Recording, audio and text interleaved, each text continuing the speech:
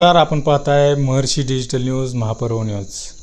जिल्हा परिषद पंचायत समिती निवडणुकांची रणधुमाळी सुरू झालेली आहे.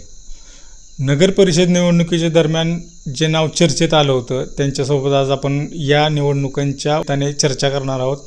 त्यांच्याकडून एकंदरीतच तालुक्यातील राजकीय घडामोडीविषयी माहिती जाणून घेण्याचा प्रयत्न करणार आहोत. आपल्यासोबत आहेत ज्येष्ठ विधिज्ञ ॲडव्होकेट अविनाश काले. वकील साहेब, नगर परिषदेदरम्यान तुम्ही चर्चेत होता, तुमचं विश्लेषण चर्चेत राहिलं. जिल्हा परिषद निवडणुका सुरू झाल्या, काय नेमकं कुठं आहे तुम्ही? मी सध्या माझं काम हे फक्त हे असतं आणि मी शेतकरी आहे. शेतीमध्ये सध्या मी काम करतो आहे आणि सोशल मीडियावर लिखाण चालू असतं. आता निवडणुकीची रणधुमाळी सुरू झाली. जिल्हा परिषद पंचायत समिती असेल, उद्या माघार घ्यायचा शेवटचा दिवस आहे. कसं बघताय एकंदरीत माळशिरस तालुक्यातील या मिनी विधानसभा निवडणुकीसंदर्भात? मोहिते पाटलांनी पक्ष बदल केल्यानंतर रामभाऊ सातपुते हा त्यांच्यासाठी कट ऑफ झाला होता विषय. परंतु रामभाऊ सातपुतेंना जर या भागातली उमेदवारी त्यांना पाहिजे होती आणि या भागातूनच मी आमदारकी जिंकू शकतो आणि भाजपाकडे पर्यायी नेतृत्व त्या पातळीवरचं नाही असं त्यांनी चित्र निर्माण केलं आणि मला इथं उमेदवारी पाहिजे आणि मग ती उमेदवारी मिळवायची असेल तर जो उत्तमराव जानकरांच्या बरोबर पूर्वाश्रमीचा जो विरोधक होता मोहिते पाटलांचा, तो आपल्याकडे आला पाहिजे. या दृष्टिकोनातून मोहिते पाटील यांच्याशी युद्ध करत असतानाच ते जानकरांनाही टार्गेट करायला लागले आणि जानकर आणि मोहिते पाटील यांना टार्गेट केल्याशिवाय आपलं नेतृत्व उभारत नाही, त्याच्या पाठीमागची रणनीती होती त्यांची. परंतु ही रणनीती राबवत असताना त्याचा जो खालचा स्तर आहे, जमिनीवरचा जो ज्या पातळीवरची जी टीका पाहिजे त्या टीका त्या पातळीवरच्या न करता त्याच्यातला वैचारिकतेचा अंश बाजूला गेला आणि ज्येष्ठता किंवा व्यक्तीची प्रतिष्ठा या बाबी गौण मानून अतिशय हिणकस पातळीवर की जी अतिशय कवळी पोरं आहेत, जे राजकारणामध्ये अनुभवी आहेत, की जे प्रचारतंत्रामध्ये लोक आहेत, प्रेसमध्ये लोक आहेत, अशा लोकांना पुढं करून त्यांच्या मुखातून त्यांना जे पाहिजे त्या पद्धतीनं ते बोलत असतात आणि त्या बोलण्याच्या ह्याच्यामध्ये ओघामध्ये त्यांनी समोरच्याची प्रतिष्ठा ही काहीच नाही आणि फक्त इकडंच फक्त फार प्रतिष्ठावान आहे आणि फार प्रचंड मोठं सामर्थ्य आहे अशा पद्धतीचं आर्ग्युमेंट चालू असतं. आता आपण तालुक्यातील या विषयावर रामसातपुते विषयावर बोलतोय, तर भारतीय जनता पक्षाचे जे जुने मोहिते पाटलांचे विरोधक आहेत ते सध्या चित्रात कुठं दिसत नाहीत. के दादा असतील, सोमनाथ अण्णा वाघमोडे असतील किंवा त्या फळीतील नेते मंडळी भारतीय जनता पक्षाची सध्या कुठं दिसत नाहीत. याकडे कसं बघताय तुम्ही? व्यक्तिकेंद्रित ज्याला आपण राजकारण म्हणतो, ते व्यक्तिकेंद्रित राजकारणाची सगळी पेरणी या माळशिरस तालुक्यामध्ये चालू झालेली आहे. हे जे व्यक्तिकेंद्रित राजकारण आहे ना, हे पूर्वाश्रमीच्या भाजपामध्ये नव्हतं. Bhajpa is a difference party. ही एक वेगळ्या पद्धतीची पार्टी आहे आणि त्याच्यामध्ये थॉट्स आहेत, त्याच्यामध्ये एक विचारसरणी आहे. इथं स्वतःच्या पक्षातल्या माणसांनासुद्धा काम संपलं, आपण त्यांच्याबरोबर आलो, त्यांच्याबरोबर सहकारी म्हणून वागलो, त्यांचाही सन्मान आपल्या तितकाच राखला गेला पाहिजे याचं भान न ठेवता की लगेच त्याच्यावर आरोप करायचे, त्यांना बदनाम करायचं, त्यांना बाजूला सारायचं, नवीन भिडू शोधायचे. या प्रकारातून जे निष्ठावंत कार्यकर्ते होते की जे पोचलेत, त्यांची पोच होते. म्हणजे के पाटील दादा यांचा इतिहास जर बघितला तर अगदी उत्तमरावजी जानकर साहेब यांच्याबरोबर श्रीकृष्ण दूध डेअरी स्थापन करण्यापासून ते पतसंस्था स्थापन करण्यापासून साखर कारखाना निर्मितीपर्यंत आणि या सगळ्या भागामध्ये त्यांना एक मान्यवर नेता म्हणून मानला जात होता. सोमनाथजी अण्णा वाघमोडे, खंडकऱ्यांचं आंदोलन असेल, लोणंद पंढरपूर रेल्वेचा प्रश्न असेल किंवा आता परवा त्यांनी तिसऱ्या आघाडीसुद्धा असा प्रयोग केला होता. तर ही जी माणसं आहेत, हे माणसातली माणसं आहेत, स्वतःची त्यांची एक आयडेंटिटी आहे, एक ओळख आहे. ह्या सगळ्या नेतृत्वांना ह्यांनी व्यक्तिगत युगोनं दुखावलं आणि त्यामुळे ही माणसं न्यूट्रल झाली.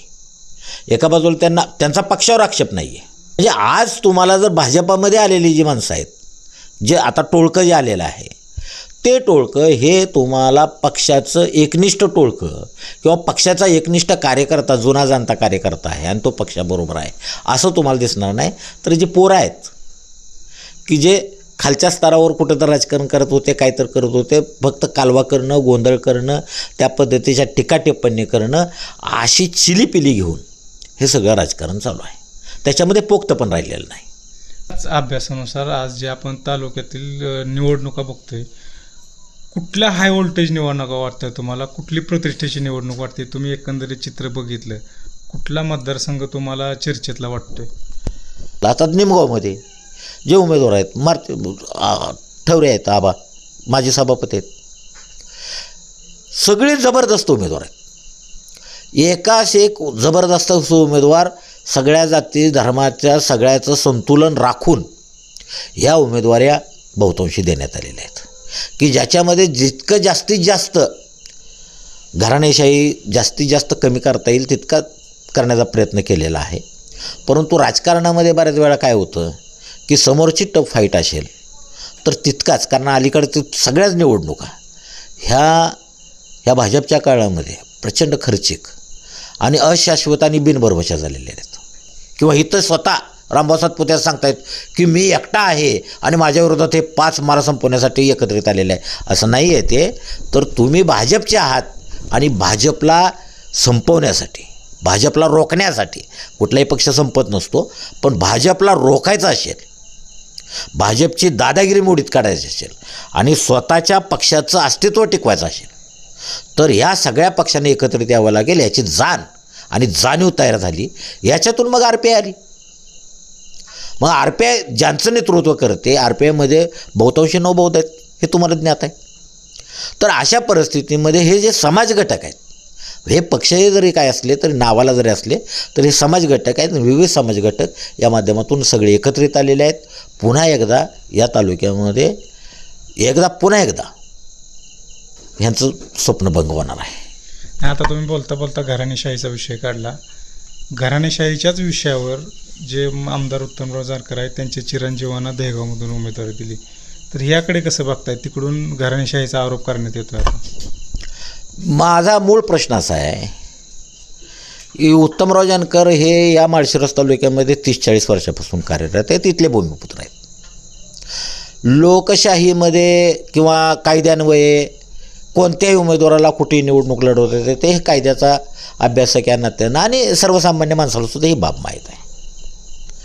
तुम्ही बाहेरून आला, पक्षानं तुम्हाला ताकद दिली, पक्षाचे प्रतिनिधी म्हणून तुम्ही आहात, तुमच्याकडे लोक पक्षाचे प्रतिनिधी म्हणून बघतायत. नुसता कास्ट बेसनं तुम्ही आला असता तर तुमच्या पाठीमागे एकही माणूस तुमच्या मागे उभा राहिला नसता. आज तुम्ही माणूस काय करताय, धरताय, नेताय, कुठे नेलाय? मुख्यमंत्र्याच्या पुढे नेलाय. तर या परिस्थितीमध्ये तुम्ही काय केलं? तुम्ही उमेदवारी दिली, तुमच्या घरात दिली उमेदवारी अगोदर, आणि मग तिथं संस्कृतीताईंना उमेदवारी दिल्यानंतर एका बाजूला माजी आमदारांची पत्नी, फडणवीस साहेबांच्या फार जवळच्या आहेत अशा पद्धतीचा केलेला आर्ग्युमेंट, त्यांचं पक्षीय राजकारणाची कारकीर्द, हे सगळा आशीर्वाद त्यांच्याबरोबर आहेत. अशा परिस्थितीमध्ये त्यांना जर रोखायचं असेल तर ही सगळी समीकरणं उलटीपालटी व्हावी लागतात आणि मग त्या ठिकाणी तितकी स्ट्रॉंग उमेदवारी द्यावी लागते. परंतु असा आरोप होतोय की तिथल्या ST समाज घटकाला जानकरांची उमेदवारी मान्य नाही, म्हणून त्यांच्या मुलाची उमेदवारी मान्य नाही. मूळ प्रश्न असा आहे, त्या SCच्या उमेदवारीच्या विरोधामध्ये जे सगळ्या लढाया झालेल्या आहेत, 2009 पासून त्या लढाई झालेल्या आहेत. सुप्रीम कोर्टापर्यंत ते प्रकरण गेलं काही स्ट्रॉंग पुरावे असल्याशिवाय. तुम्ही आणि आम्ही म्हणतोय की बाबा तो दाखला खोटा आहे, परंतु धनगर समाजामध्ये 36 पोटजाती आहेत. कदाचित त्या 36 ज्या पोटजाती आहेत त्या पोटजातीतले ते असतील.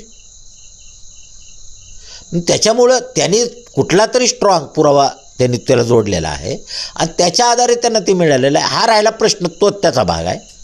मूळ प्रश्न असा आहे की जर समाजव्यवस्था विरोधात होती, समाजव्यवस्था जर विरोध असेल, बोगस उमेदवारी आहे असं तुमचं म्हणणं आहे, समाजव्यवस्थेने त्याचा पराभव केला असता ना. ज्या अर्थी समाजानं त्यांना स्वीकारलेलं आहे त्या अर्थी आम्ही म्हणतो की मग त्या दाखल्यामध्ये काहीतरी तथ्य असेल, निश्चित असेल. कारण मग तुमच्या पुढे पर्याय आहेत ना. तुम्ही ओरिजिनल जो जात दाखल्याचे आहेत ते तुम्ही टाकायचे. आणि तुम्हाला जर घराणेशाहीबद्दल ऑब्जेक्शन असेल तर तुम्ही तुमची घराणेशाही अगोदर बंद करा. तुम्ही तो टाकल्यामुळे उमेदवार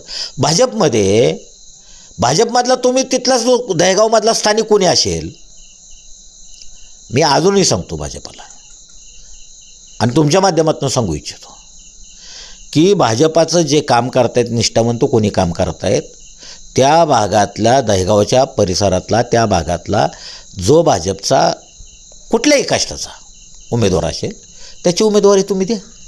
मग जानकर दुसरं बोलायला काय नाही. मग जानकर साहेबांच्या पुन्हा त्या मूळ घासून 2009 पासून चालू आहे नाही.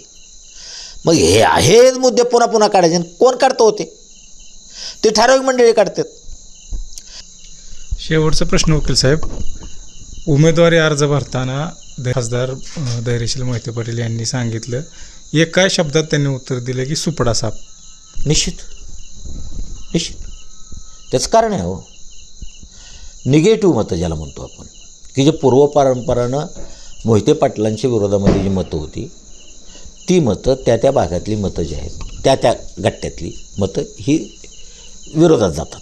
ते काय तुम्ही करा नाही तर ना करा, समोर आपला तो एक चेहरा दिसतो, त्या पातळीवर त्यांना ती मतं जातात. परंतु सगळी समीकरणं 33 समीकरणं कायमस्वरूपी राहतील असं नाही.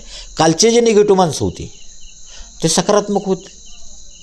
उदाहरणार्थ जिथं पुण्यश्लोक अहिल्यादेवी होळकरांचा अवमान झाला, भाजपामध्ये जरी असलेला त्या समाजाचा प्रतिनिधी असेल, माणसं असतील, तर ते आतून अस्वस्थ आहेत ना. ते बोलत नसतील पण अस्वस्थ आहेत ना.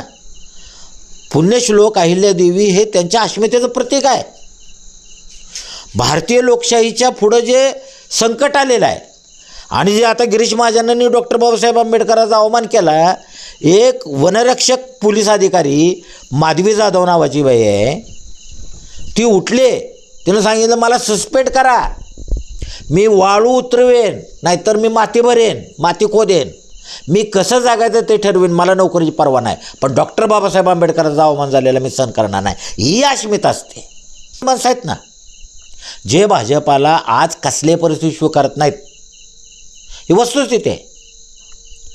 फार थोडी लोक असतात ते की जे तत्वनिष्ठा विसरतात, पक्ष बाबा आपल्याला आहे काहीतरी मिळवायचं आहे, असे फार थोडी समाजात, प्रत्येक समाजात असतात ते लोक. त्याच्यामुळे मी तुम्हाला सांगू का, ही वस्तुस्थिती आहे. माळशिरस तालुक्यातल्या जनतेनं हा निर्णय घेतलेला आहे.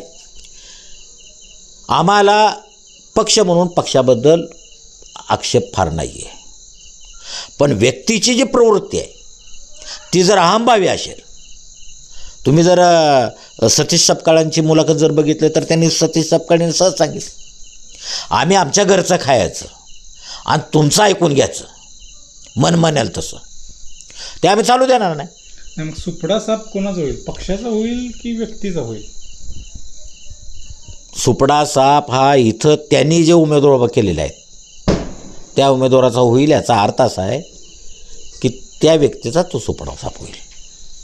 ज्यांनी नेतृत्व करतायत आणि मी मोठा नेता आहे असं भासवत आहेत, त्यांना त्यांची जागा इथल्या समाज दाखवून देईल. त्याच्यामुळे मी तुम्हाला सांगतो, निश्चितपणे त्यांचा सुपडा साप होणार आहे. भाजपचा सुपडा साप आम्ही म्हणत नाही. मी लोकशाही मानणारा माणूस आहे. भाजपचाही समर्थक एक वर्ग असतो, तो समर्थक वर्ग त्यांना मतं देणार, परंतु उमेदवारी मात्र ते जिंकू शकणार नाहीत, एवढं मी तुम्हाला निश्चितपणे सांगतो. नक्कीच वकील साहेब, उद्यापासून प्रचाराची रणधुमाळी सुरू होईल, मतदान होईल आणि ज्यावेळेस निकालाची प्रतीक्षा असेल त्यावेळेस आपलं विश्लेषण नक्कीच आमच्या प्रेक्षकांना आठवल.